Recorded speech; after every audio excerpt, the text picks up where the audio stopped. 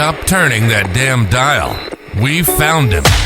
This show is dedicated to the 750,000 fans and listeners spanning from the islands of Hawaii to the trailer parks of North Carolina and over to the whorehouses scattered throughout Europe. Zipping. I wasn't finished. Of other shows and podcasts. Not my problem, people. You wanted an intellectual show that worked the brain like mental Viagra, getting old gracefully, and having a sex life like a rock star? Well, then keep your fingers crossed, because you're now listening to Allen Woffard on Diary of a Bald Man. This follically challenged air thief and borderline coffeeholic will educate and inform you about non-penetrating, UFO abductions, developing the perfect chicken and dumplings, and how to live life at the speed of dark. Makes you wish you were hard of hearing, doesn't it? And here he is, with a voice that has you yearning to hear nails being dragged across a chalkboard. Allen Woffard.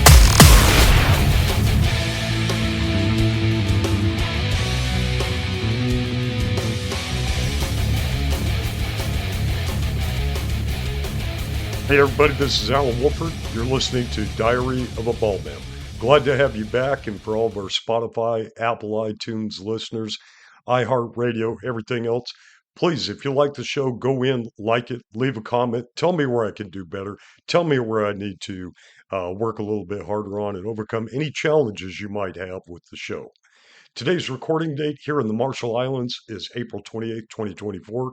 Again, yes, we're over the international date line, so we may be living far ahead of where you're currently listening from.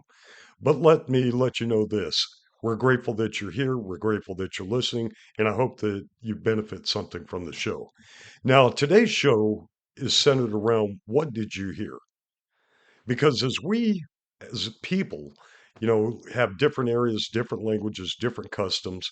When we hear certain things, we respond differently. It may be our environment. If you're a school teacher and you hear kids chuckling, they may be dicking around, not paying attention to the class. Or if you hear something break, somebody got hurt. If you hear something cry, you think of pain, you think of suffering.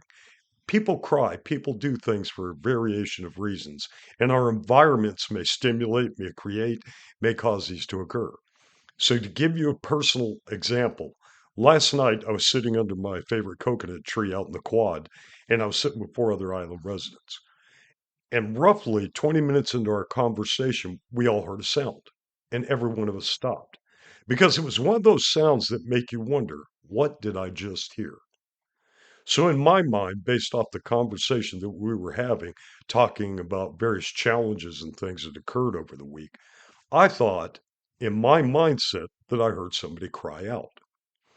The people sitting right next to me on the left side, who were moved a little bit more distance, one of them thought that they heard somebody crying out as well, but in a moment of passion. The other one wasn't thinking of passion, but was thinking somebody had anguish. And again, we all heard the exact same sound. We're probably, except within being a foot or two from each other, we all heard it from the same distance. Wind was blowing in the background, sounds of people bicycling through the area. So there were other ambient noises that were going around us that may have affected the tone, vibration, whatever it was we heard that created a different sound for each person. And again, we all heard the exact same thing, but our mindset created a different response to what each other had. I again thought somebody had maybe stubbed their toe, walked into a wall, banged their nose into something. Somebody else thought it was a moment of passion, and somebody else thought it was a moment of anguish. So what dictates what we hear? What is it when we're listening? If you're listening to the podcast, I could say, you're a dumbass. If you're sarcastic, you'll be like, oh, that's just Alan. That's how he appreciates people. He's a sarcastic son of a bitch. He'll make quips and jokes and things like that because it's to change your mindset and get you out of that, tunnel vision that you may have in an auditory sense. So I want you to hear something. Depending on what you hear, psychologists say this is your mindset. And it's something we've all heard in 3 or 4 different type of musical elements. but the way you think about it at the moment after I play this, think about what you heard. And supposedly, scientifically, depending on what you heard, makes you either empathetic, sympathetic, or educator because you're using words and syllables and songs and things to promote ideas inside that mindset. If you heard it a different way, you're empathetic because you have great listening skills, attention to detail, and supposedly that'll make you, a person that's more able to absorb and listen to conversations with active listening skills. And the last one, you're just a freak. You're a fucking freak. So let's pause on the talking for a second. Let me throw this piece up and tell me what you think in just a moment.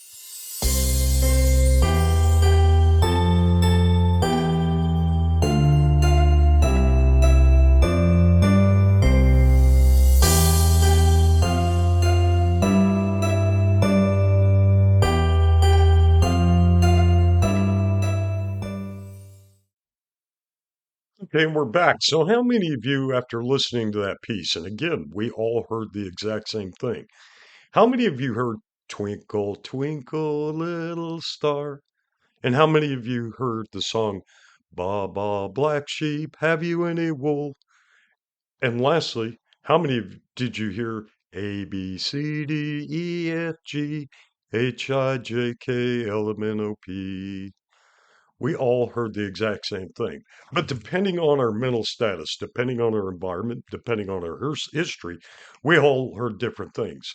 Now, there's rumor and speculation that back in the day, Mozart originally wrote this piece. But then later on, people were like, oh, no, we actually think that somebody else wrote this named Buin. I hope I said that correctly.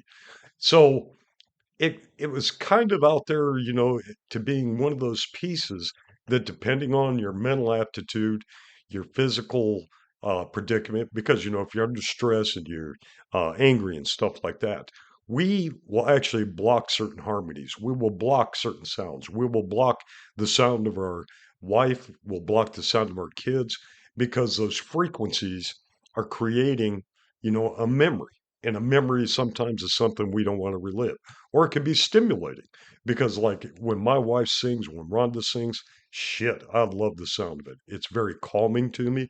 I don't give a fuck if she's singing Happy Birthday or a Patsy Cline. She doesn't sing Patsy Cline. She's not a karaoke freak, but it's just the sound, the harmony, the vocalization, all these different things.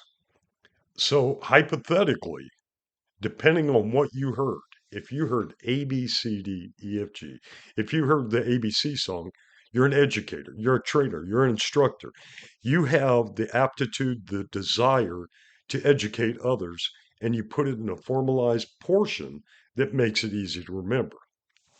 If you heard Ba Ba Black Sheep, have you any wool? Supposedly, you have a little bit of a darker side because the symbolism of stripping something, of its cover, of its protection, of its protective coat. Now, how the fuck they came up with this, I don't know. But through a series of tests, they can actually identify certain things because if we find pain pleasurable, let's think of like a dominant and submissive type thing. A lot of us will turn our head at that and say, well, they're a freak. There's something wrong with them. There's nothing wrong with them. They're the same as you and me. I say that because certain things are painful to you. If I go up and I smack you on the hand, back of the hand, right?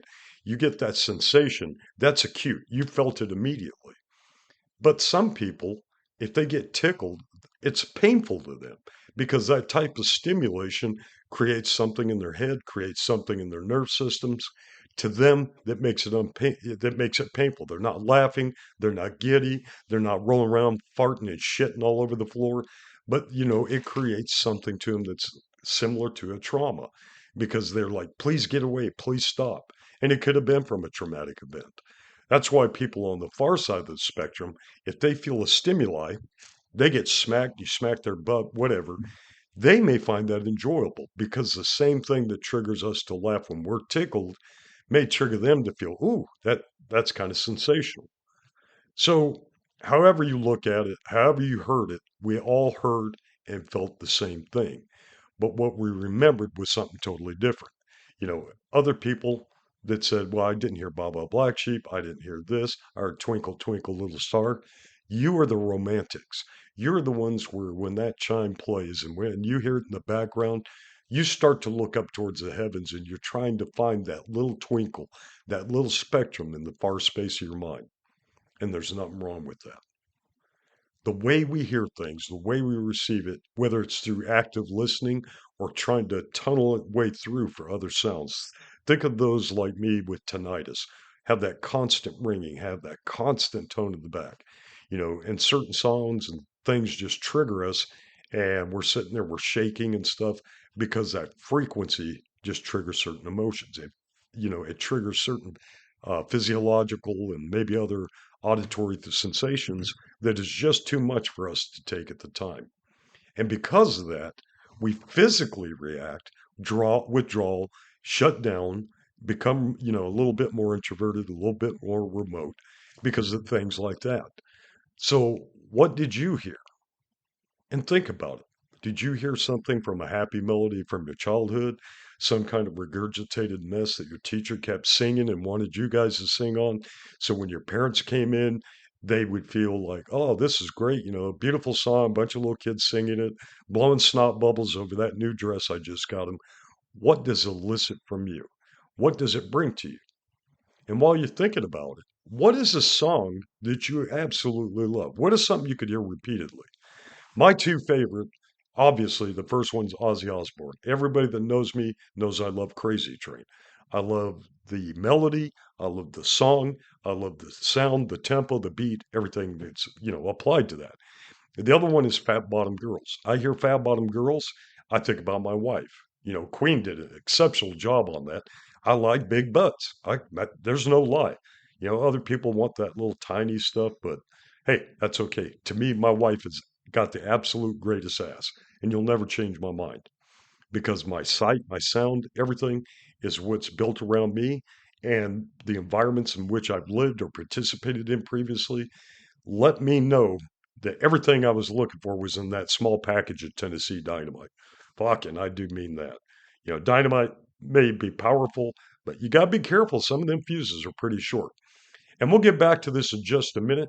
Let's take another emotional break. Let's take another audible thing and step back and listen to, something that's like, what did you hear? So, being that I'm out here on Quadulant, I found a song that I listened to it. It's called Escape Velocity by Stephen Biddle. And I want you to think this is your tune. You're right now on your launch pad, right? You're maybe in safety. You may be a nurse. You may be a teacher. You may be like my wife, who's a boardroom operator, and she's sitting in a configuration similar if you ever watch Star Trek. Her and the co-pilot are adjacent to one another. Somebody's standing in the back chewing their fucking gum or just making noise, getting on their last fucking nerves. But I want you to think about this. Escape Velocity. Listen to this song by Stephen Biddle, but I want you to think of a song that no matter how bad your days, your circumstances, the situation and challenges going around you, what launches you and breaks you out of that atmosphere and takes you to that next level. Ladies and gentlemen, Escape Velocity by Stephen Biddle.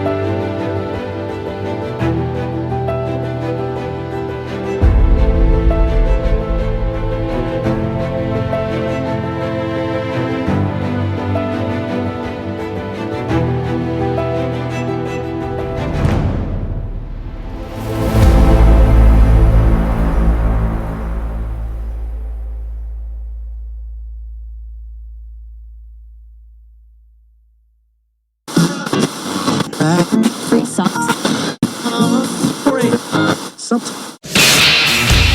stop the search for something intellectual and fulfilling. You've tuned into the Diary of a Bald Man, and there is no going back. Let the moaning, groaning, and bitching begin in 5, 4, 3, 2, 1. Everybody, welcome back to the shit show. You're listening to Allen Woffard on Diary of a Bald Man. That's right. That's exactly what you heard. I called it the shit show because the things that we discuss sometimes for others may be relevant, may be irrelevant. So depending on what you heard, you could say, hey, this benefited me. This didn't have any benefit for me. Talk about something that, is consistent with people around the globe. Well, that's one of the things that's consistent. How we hear things, how we take it, how we interpret it, how we define what another person is telling us. And if you think about all the active listening skills, one of the things that we miss in today's society is active listening. You may be sitting in your chair, your wife is talking to you. This has happened to me. I'm looking down at Facebook or TikTok, or I'm looking at Instagram, and the wife is communicating.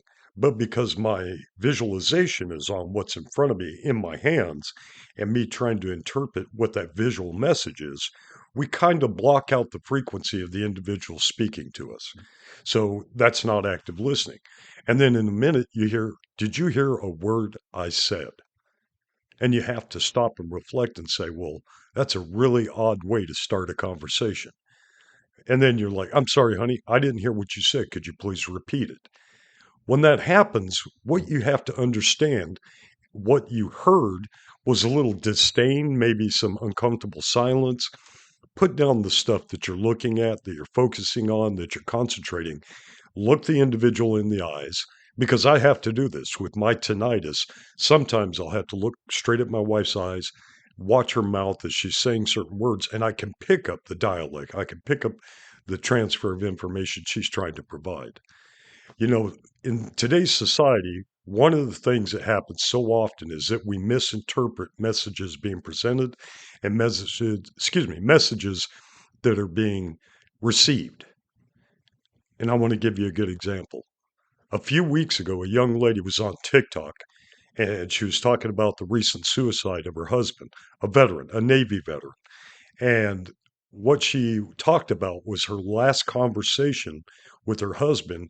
And she stated, he came in one day, the kids and I had been out. His ears were really bothering him because of the work he was involved with construction. So he was in his quiet room. And basically, she described the quiet room as just being a room with soundproof tiles and things like that. So there was no ambient noise. There was no distractions. There was no ticking, no scratching, no sounds of the animals or the house.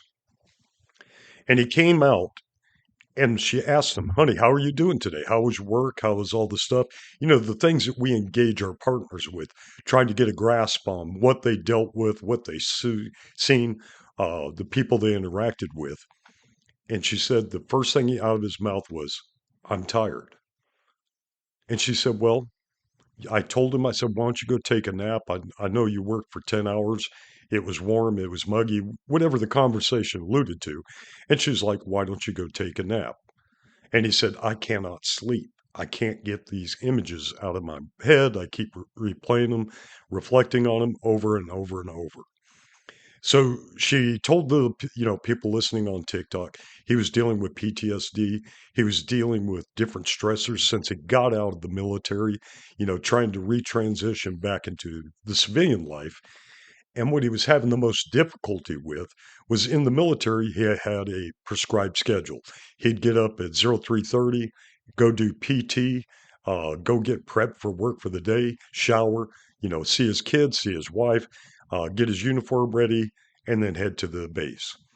When he got out of the civilian life, she said he had a distinct difference because he didn't have that strict timeline other than when he had to be on the job site. So he'd get to the job site, prep like he did when he was in the Navy, get up at a certain time, see the kids for the day, give her a kiss, and then he would be gone. When he was reflecting with her about some of the major changes, in the work environment, He enjoyed working with the veterans that were out there. They'd bust on each other's asses just like we do here on Kwajalein and other remote places I've worked with. We'd screw with the Marines, screw with the Air Force, screw with the Army. Don't fuck with the Army too much, because I'm an Army vet. But just the things that we do, because we know in our conversations, if we say, hey, get your meat beaters off of this, we're talking about move your hands.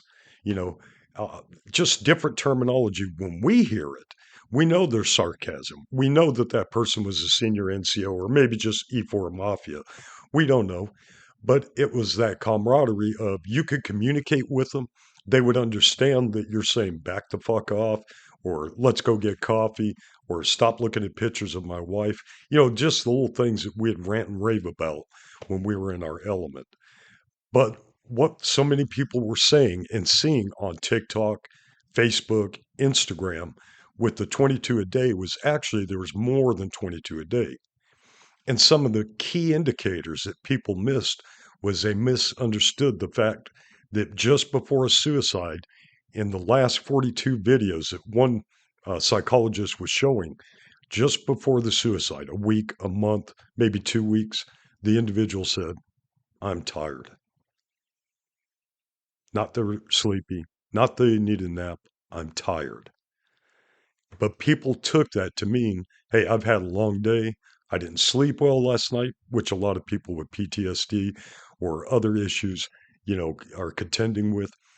But when the people we're speaking with hear it, they're just thinking of the physical sense. Hey, I need a nap. I need to take a break. I need a vacation. I just need to get away from this for a while. But they're talking about in a finality. They're tired of trying to fit into a mold that they broke out of years ago when they left MEPS and got, their ass on a bus or a plane or whatever, went in process, went through basic, went through AIT or their tech schools, and that brought them comfort. They knew that they were going to have challenges. They had to make rank. They had to pass, promotion boards and things like that. But in the civilian life, it's not the same. We work, we grind, we show up day to day, and a lot of respect to people that I've known that worked in, manufacturing and the way that they go in and just day by day feed a machine, pull the shit out of a machine, restock the machine, oil, lubricate, change all parts, configurations, redo things. And I was amazed because my wife did this for Levi's. She'd throw pants together, pockets, shit like that. She worked on a machine at Exidy manufacturing torque converters. She made boat seats. So the physical aspects, she had muscle memory, to do this, do that, and she'd go through. But in the military, guys coming out of that, guys coming out of public safety, law enforcement, EMS, medical, we had a different type of atmosphere. We had a different type of environment that either helped you to establish yourself and you built up to acquire, higher ranking, higher skill sets, higher levels of aptitude and knowledge. Where in the civilian life, I'm feeding a machine. It's robotic. All I got to do is punch that clock in, take my break, punch the clock out, go home, get fat and sassy off whatever the wife pulled out of the microwave, drink my 6-pack, go to bed, recycle, do it all over again. What we're missing a lot of in our communication is getting a definitive answer when someone says, I'm tired. And then we reply with, hey, you need a nap? Was it a long day? When they say they're tired, ask them, what are you tired of? What is the challenges that you are facing right now that I can help you with? And here's the important part. When you listen, actively listen. Don't look at your phone. Don't let the kids interfere. Don't let your mother-in-law, interfere.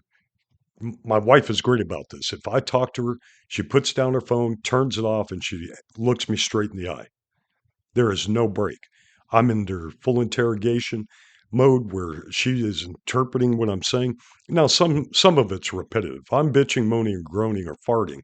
She's like, okay, that's the same shit you went through the other day. Let's move along. Or do you have something new? She clarifies. Am I done with the conversation? Is there more to it? Am I just, getting the drama out because I need that feedback? Because my wife knows me. She knows my speech pattern. She knows this.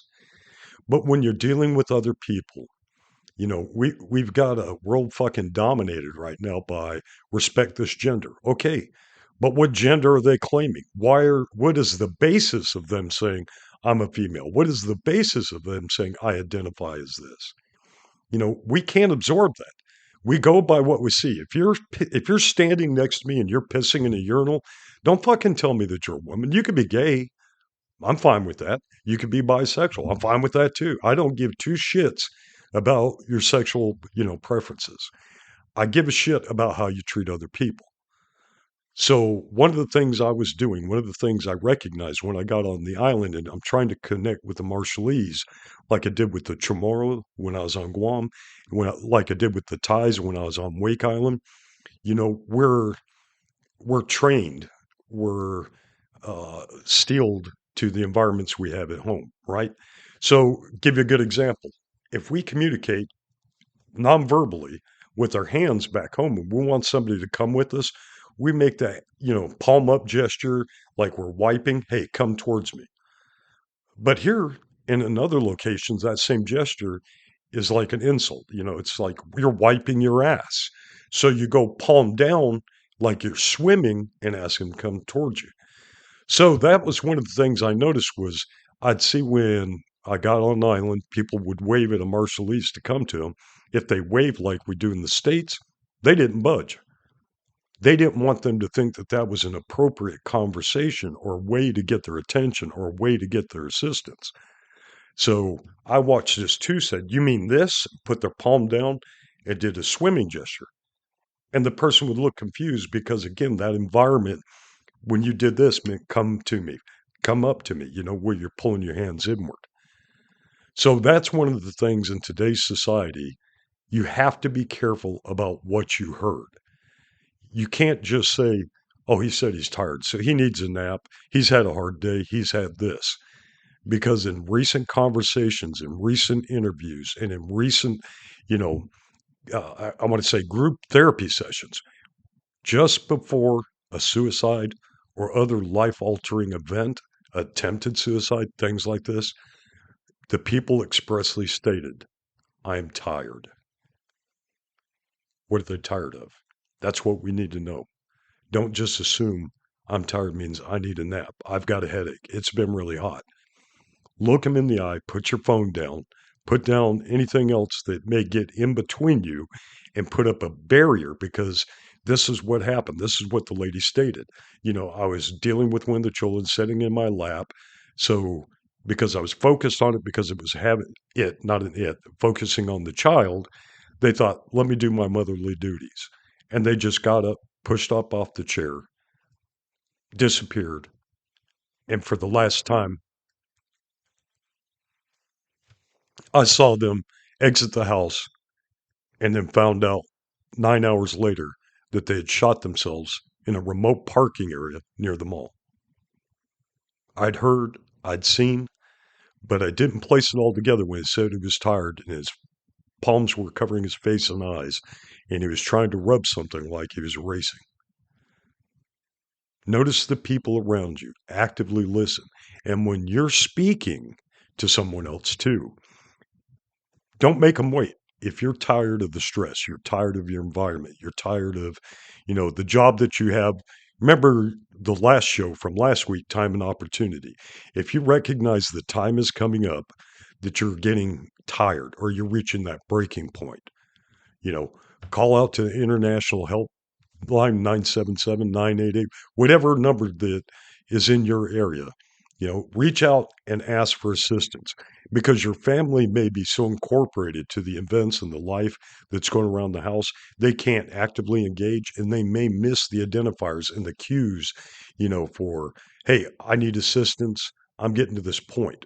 Other veterans understand it too because, when we see one another and we see those same physical aspects and we see the head in the hands and the crying and the stress and the screaming into pillows and the going out, and doing things they normally would not do, we stop and we ask one another, hey, what's going on? How's the family? The reason we do that is to take it off of them because as men, we don't want people to think we're weak. I can't tell you how many times my wife has asked me something, and I'll say something totally opposite because I don't want her to think that her husband's weak. But that was the weaker side because I know my wife's a total badass. I know anything I tell her she can take doesn't mean I won't piss her off or upset her, but she'll figure a way to say, okay, you fucked this up again. You did this again. Why are you having trouble, recovering or refocusing and redoing this? That's why my website is called Mind in Constant Motion. I'm always thinking, I'm always trying to develop better ideas. I'm always trying to find my way. But sometimes we lock our compass into the direction we think we want to go, and we end up fucking ourselves and the people around us because we're not listening when they're actively saying, what do you need help with? What direction are you trying to find? What is it you want to do in the end? And in the same breath, when we tell somebody, I'm tired, I've had enough, I can't do this anymore. Don't just say that. Don't just stop with that conversation. I say, I'm tired of this lifestyle. I cannot live as a civilian. That's why a lot of contractors do what they do. It's to get back into that environment that understands them. And it's not that our wives and families don't. They put up with our shit for years. They see the quirky stuff we do. My son's Skylar, if I'm talking a certain way, he goes, he's just busting my balls. But if I said something he's not heard before or in a manner that we've never conversed in before, he will clarify that. He goes, are you joking with me? He doesn't say, are you fucking around? But he knows I am. And I'll have to say, yes, I am. Because he was quick to catch on the differences in my conversation. So again, what this whole conversation is active listening and not just hearing what's being said, but getting that deeper side. Why is it being said? So what I'd like you to take away from the show is when you're talking to somebody, if somebody says, I like vanilla ice cream, say, why do you like vanilla ice cream? Get used to the fact of clarifying that message and to deeply understand what it is about that statement that makes it so poignant, that makes it where they specifically said that instead of saying, my favorite ice cream is vanilla. Clarify, get a definitive answer. And when you hear something that's not normally in a conversation you have with another, ask them, why is that so? Ask yourself. If you get to a point where you're depressed, and we all get depressed, we all have fucking bad days, we all have challenges. But sometimes take your index finger, tap your head. I hope you can hear that where I'm tapping near the microphone. That is what triggers all this. It's shit that's inside our head. We feel like we can't escape. We feel that we have no way out. We don't want people to think we're weak. We don't want people to think that we can't get shit done, and we can. If you have no one at home to talk to, they're busy with their life. Their mind's in constant motion. The kids are ruckus. Step to the side. Dial 988 or whatever number. There's other numbers, but 988 is national. It's private. They'll listen to you because you're not going to see when they're on their computer. They're going to be focused because they're going to be deeply listening for those cues and those indicators that say you're done. And same thing when I went through the mental health first aid, what we're going to say is, are you tired of the situation you're currently in? Do you have another family member that you could stay with just to get away from the excitement and the chaos that's currently surrounding you? Do you feel like you could volunteer at a veterans home? Do you feel like you could volunteer, in another organization to get a different mindset, to get a different seascape around you in an environment in which you're comfortable in? Take the time to clarify with yourself, with others. Yes, you may only have a few seconds, but just think if in that few seconds, you save someone for a lifetime. This is Allen Woffard. Thank you for listening. As I always say in every show, plan, prepare, communicate, but engage in that communication. Make sure that you're actively, participating in it, that you're actively listening, that you're asking questions for clarification, because the life you save may be your own one day. God bless. Take care. Please like, subscribe. Tell me where I need to improve in the comments section. Email me at diaryofabaldman1968@gmail.com if you have any suggestions, questions, or just tell me to fuck off. I don't care. I love you. Be safe. God bless. Now get the fuck out of here and enjoy the rest of your day. Allen Woffard has produced this podcast for entertainment purposes. Neither this nor any other podcast he produced constitute legal, medical, marital, sexual, or professional advice. The opinions and views presented by Allen are his own and do not reflect the views or opinions of employers, clients, family, Facebook groupies, promotional sponsors, or baby Jesus. Any health information shared or mentioned as an alternative does not create any patient-physician relationship or other professional relationship between the audience and the presenters. No person listening to any podcast from this rocket surgeon should act or refrain from acting based on the content of a podcast without first seeking appropriate professional advice and or counseling. Nor shall the information be used to substitute for professional advice and counseling. As stated earlier, this show is for entertainment purposes, not how to lead or change your life. Do what is best for you or what your spouse approves of. Allen Woffard and all guests of the show expressly disclaim all liability relating to any actions taken or not taken based on any and all contents of this site.